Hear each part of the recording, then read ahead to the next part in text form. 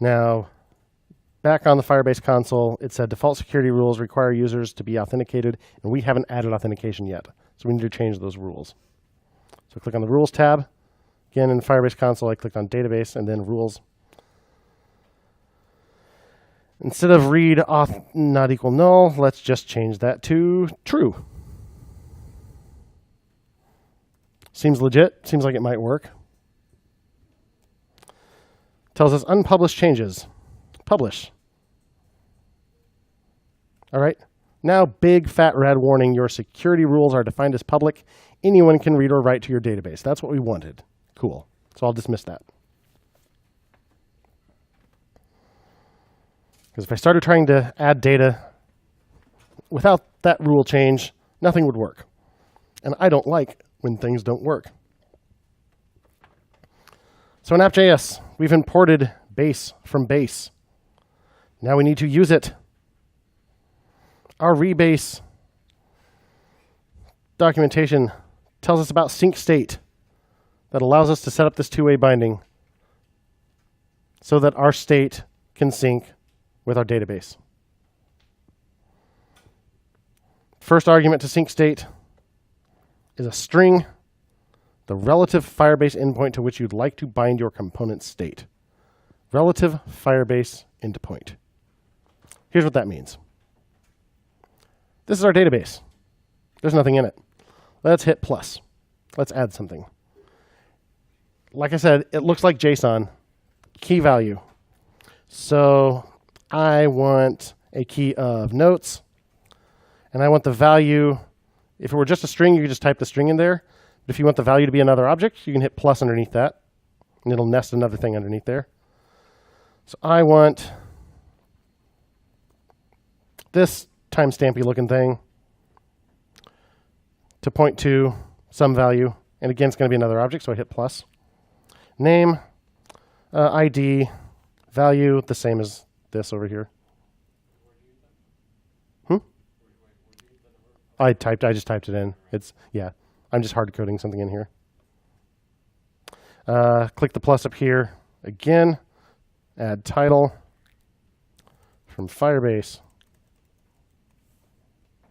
Add body. So cool and refreshing. Now, none of this is actually in my database until I click add. There we go. And now you can see, yeah, it's a JSON type structure.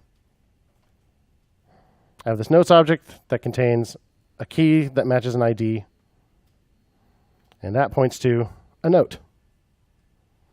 So this notes thing looks an awful lot like our notes object in state.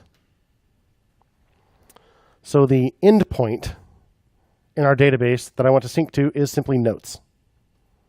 I want to sync this.state.notes with notes in Firebase. Where do I run this stuff anyway? Isn't there an example here? How far do I have to go down this page to find an example? Blah, blah. Oh, okay, there's an example.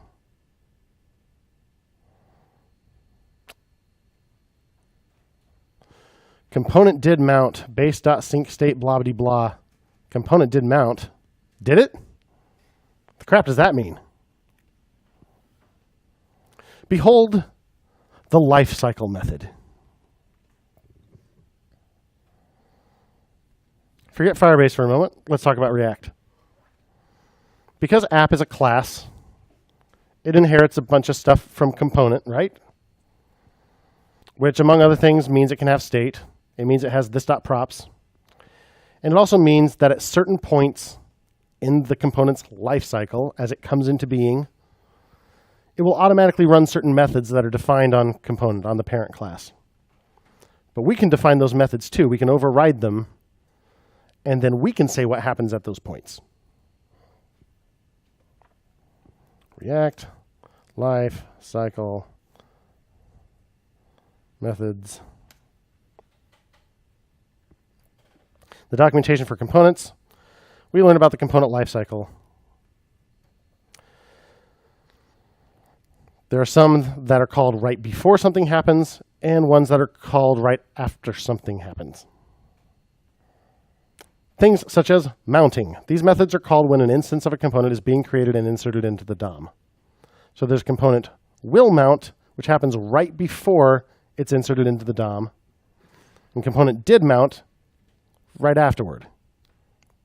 So you see here, first it'll run the constructor, then it'll run component will mount, then it'll run render and actually put the darn thing on the page, then it'll run component did mount.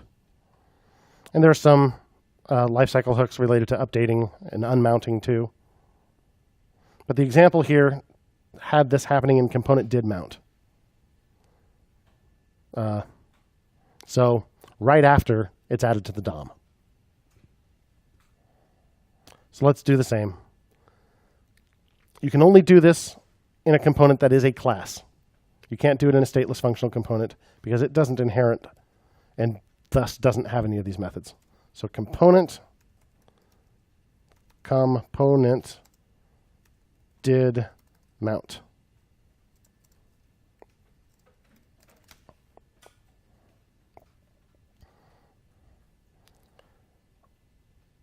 And we're going to call base.syncState. Base.syncState. First argument is the endpoint we want to sync to. And we established we wanted it to sync to an endpoint called notes.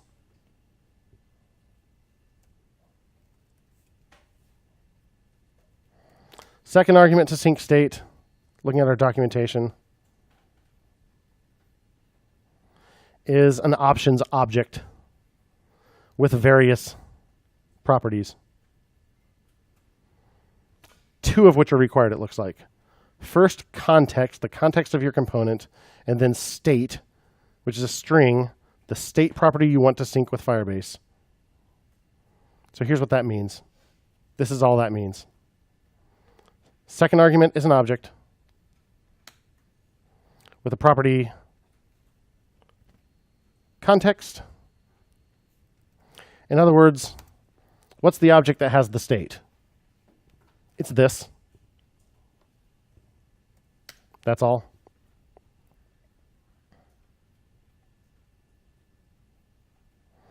And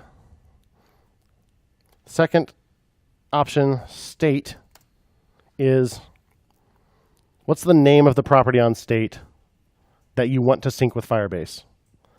I don't need to sync the whole thing. I don't need current note to show up in the database. I just want this list of notes, right? So notes, just the string notes.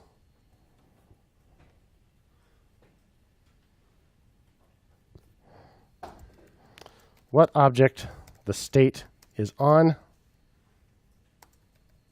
which property of state to sync.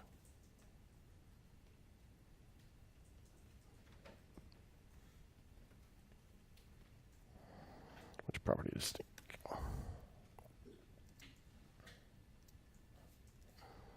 Dig.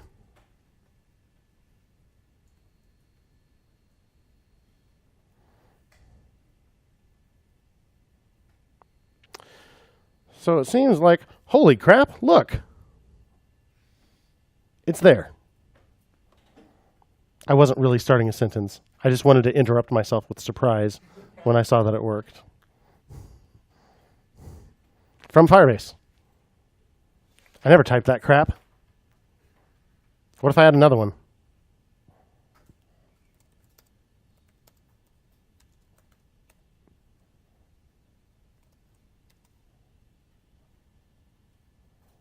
Firebase is up here. Look at that. There's another one. Holy smokes. It's that easy. I make a change to one of these notes.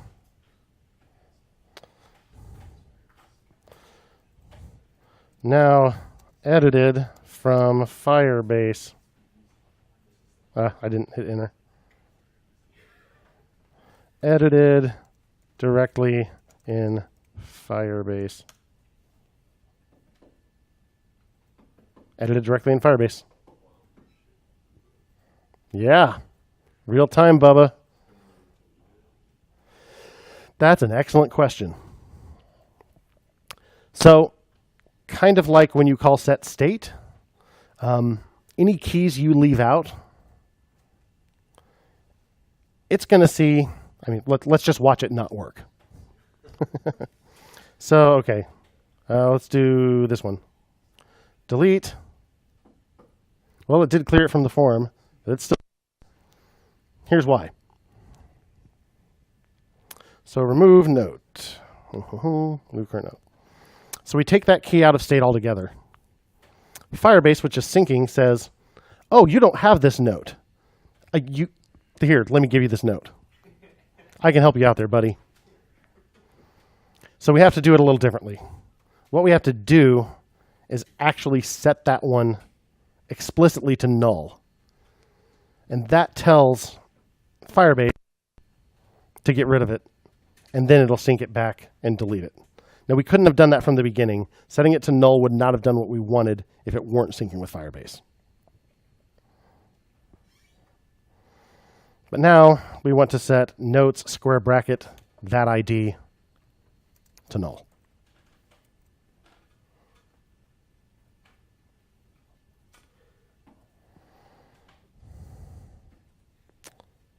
Deleted.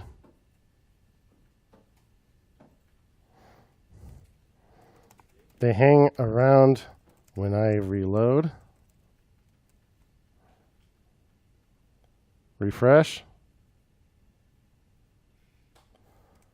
You're gosh darned right. What does it look like in the database when you set it to? When you set it to null?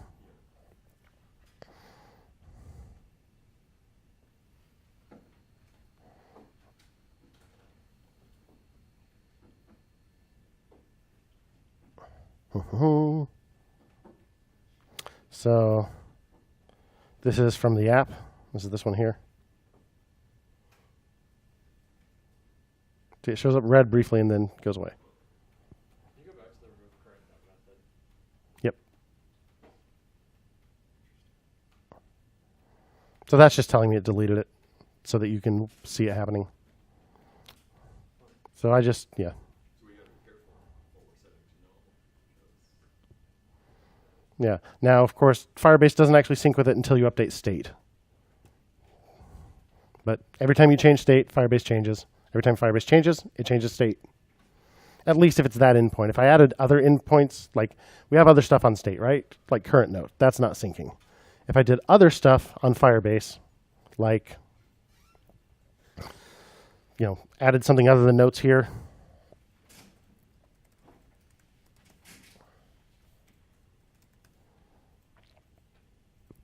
that's not going to show up in my app. If I look at app state, I still just got current note and notes. Because that's all we say inside sync state. One more thing before you go. There is sync state.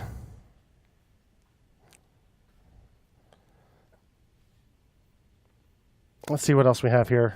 Sync state, bind to state, which is one-way data binding. Listen to, fetch, post, push, update, remove binding. Removes a Firebase listener before the component unmounts if you need to. Listeners are automatically cleaned up when component unmounts. So I don't think we need to, but let's keep in mind that this is here. If you want to stop syncing state for some reason, like once we add log in, log out, when you sign out, you should stop syncing.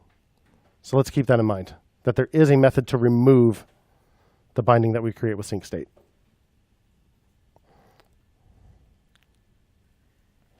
Sync notes with Firebase.